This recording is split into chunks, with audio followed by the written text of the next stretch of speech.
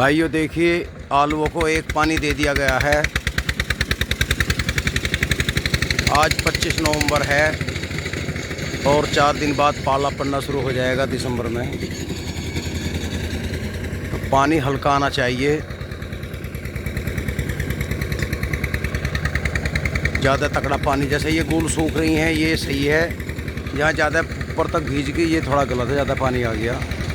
तो कृपया पानी का ध्यान रखें। आलू में जितना पानी कम आएगा उतना ही आलू अच्छा फूलता है, सफ़ेद रंग रहता है, चित्ती नहीं आती।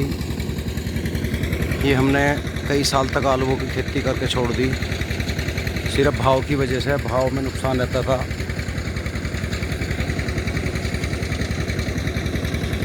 आलू पर भी एक रेट सरकार फिक्स करे कि कोई इससे कम नहीं खरीदेगा।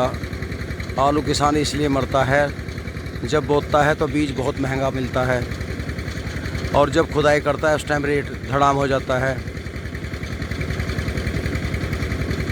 कुछ किसान शुरू में ही बेच देते हैं, वो भी सही करते हैं। स्टोर का खर्चा बहुत ज़्यादा बैठता है, लेबर का खर्चा निकालने के लिए बेचना पड़ता है। बड़ी ट्रेजेडी है किसान के साथ में। व्यापारी जिनके पास करोड़ों रुपया है वो लेके स्टोर भर लेते हैं और अपनी मार्केट पे जमा पूरा कब्जा कर लेते हैं। सभी व्यापारी मिलकर किए हुए स्टॉक को रोक कर निकालते हैं। जब मार्केट में आलू कम होगा तो भाव बढ़ेगा, जैसे ही भाव बढ़ता है तो थोड़ा छोड़ देते हैं, फिर रोक लेते हैं। किसान क्या करता है बेचारा, एकदम बेच देता है, क्योंकि इसका बजट नहीं होता। इसे तो आलू बेचकर ही अपना गुजारा करना है। तो जो कर्जे पे पैसा लेता है किसान बेचारा, औने पौने दामों में आलूओं की राड़ काट कर उसका कर्जा चुकाता है और वो भी नहीं चुका पाता समय पे। तो इसलिए किसान डूबता जा रहा है। हमारी सरकार को चाहिए इस पे भी एमएसपी लागू हो। अगर सरकार को एमएसपी के नाम से चिढ़ है तो कोई ऐसा कानून बनाया जाए, अपनी तरफ से नया बना दें कि खुदने के बाद ये रेट होगा, स्टोर का ये रेट होगा, अपने 2-3 रेट हो जाएं, या एक रेट कर लें फिक्स कि इससे कम नहीं बिकेगा।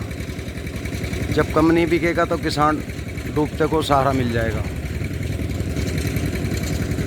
शुरू में बिकता है 300 रुपये कट्टा, बाद में हो जाता है 1500-2000 रुपये कट्टा। तो ये रेट गलत है। शुरू में 300 की जगह अगर वो 800 रुपये का रेट फिक्स कर दिया जाए कि शुरू में लो या बाद में लो, 800 रुपये से कम ना ज़्यादा बिकेगा। तो भाइयों मेरी बात, मेरे विचार कैसे लगे आपको?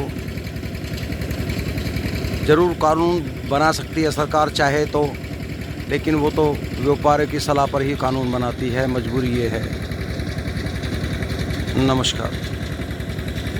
आप ये गन्ना ही ले लीजिए, इसकी पैदावार मुश्किल से 40 से 50 कुंटल प्रति बीघा होगी। वो भी मैं ज़्यादा बता रहा हूँ क्योंकि बहुत हल्का गन्ना रह गया। माना कि ये किसान ने, किसी ने ज़मीन ठेके पे लेके बोया, एक उदाहरण है। मोल का पानी है, ठेके की ज़मीन है, मील पे बॉन्ड नहीं है, वो कोल्लू में डाल रहा है 220 के भाव। तो 50 कुंटल कितने का हो गया? 11,000 का। और इसकी 11-12 हज़ार रुपये लागत आ रही है, तो ये तो गया माइनस में। ठेके वाले को अपने घर से देगा। अगर इसका भी रेट फिक्स हो जाए, एमएसपी हो या कोई और अलग कानून बने कि जो क्षेत्र के शुगर फैक्ट्री का रेट है सरकार ने तय किया है, वही रेट कोल्लू वालों को देना पड़ेगा, वरना कोल्लू न चलाएं।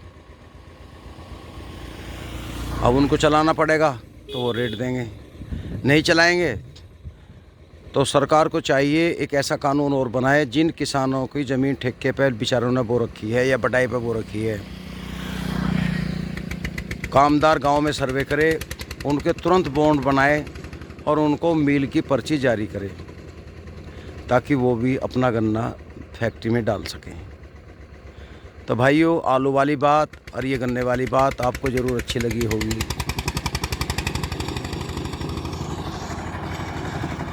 आप बताना कमेंट करके। नमस्कार भाइयों, ये गन्ना पौधा मान लिया 70 कुंटल बीघे का निकलता है और ये फैक्ट्री में जा रहा है, तो ये 24-25 हज़ार रुपये प्रति बीघा दे रहा है। इसमें 15,000 रुपये प्रति बीघा खर्चा काट दो, तो इसे कुछ बचेगा। और यही गन्ना किसान को 220 के भाव में फैक्ट्री में की बजाय कलेसर पे कोल्लू पे डालना पड़े,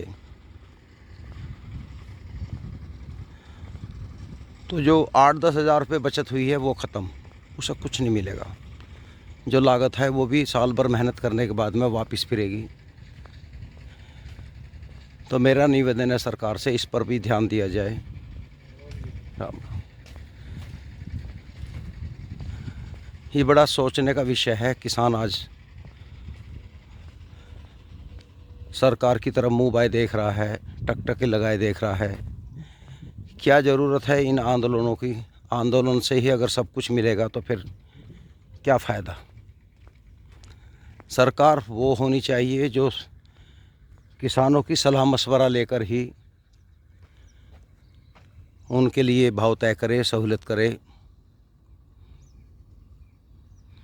ये देखिए आज इसका रेट बहुत ज़्यादा है। क्यों है? क्योंकि किसानों ने सरसों बोनी छोड़ दी। हमारे यहाँ बोते नहीं, आंधी तूफान ओला आता है जिसमें नष्ट हो जाती है, किसान घबरा के दूसरी फसल बोता है। कुछ लोग कहते हैं कि किसान गन्ना क्यों बोता है। भाई किसान की जो खेती है गन्ने की, ये पक्की खेती है। बारिश पड़े, तूफान चले, ओला पड़े, बाढ़ आ जाए तो ये फिर भी जिंदी रहती है, जीवित। हाँ, अगर कहीं घनी बाढ़ आ गई बिहार की तरफ फिर तो ख़त्म है। लेकिन जैसे हमारा क्षेत्र है मेरठ, ये कई ज़िले हैं पश्चिमी यूपी के, यहाँ बाढ़ नहीं आती तो किसान इसमें बच जाता है। जो लागत है वो तो निकाल ही लेता है वो बेचारा। तो ये भी एक सोचने का विषय है। अभी ये सीज़न नया शुरू हुआ है, नवंबर है 2021। सरकार को बहुत जल्दी एक फ़ैसला लेना चाहिए। कुछ हमारे ज्ञानी भाई बोलते हैं कि अगर ये भाव तय कर दिया तो सारा सिस्टम गड़बड़ा जाएगा। रोज़ बाज़ार में हर चीज़ का रेट बढ़ रहा है, डीजल का बढ़ रहा है, पेट्रोल का बढ़ रहा है, कोलगेट और बहुत सी चीज़ें हैं जो जिसका हमें ज्ञान नहीं है। GST वगैरह, मोबाइल इतने महंगे हैं लेकिन ज़रूरत है लोगों को लेने पड़ते हैं।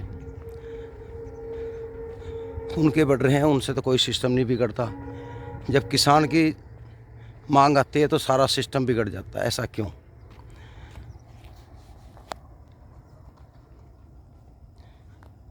किसान कमा रहा है, आप फ्री में बांट रहे हो सिर्फ वोट के लिए। परिवार नियोजन सिर्फ वही आदमी आजमा रहा है जिसे ये पता है तेरी प्रॉपर्टी घटती जा रही है। जिसके प्रॉपर्टी नहीं है उसे क्या डर? उसके तो परिवार बढ़ते ही जा रहे हैं, सरकार खाने को दे रही है। मैं नहीं कहता कि आप खाने को मत दो, अच्छी बात है, पुण्य का काम कर रही है सरकार, लेकिन जो कमा रहा है उसको भी तो दो। उससे ख़रीद लो, जो रेट है उसी हिसाब से ही आप सारा दान कर दो, वो तो आप जानो। लेकिन किसान को क्यों मारा जा रहा है? तो भाइयों मेहनत देखो, किसान छोल रहा है गन्ना, मेहनत कर रहा है, तो बहुत बड़ा नुकसान है। तो भाइयों मेरी बात में दम लगा हो तो ज़रूर लाइक करना, कमेंट भी करना। नमस्कार।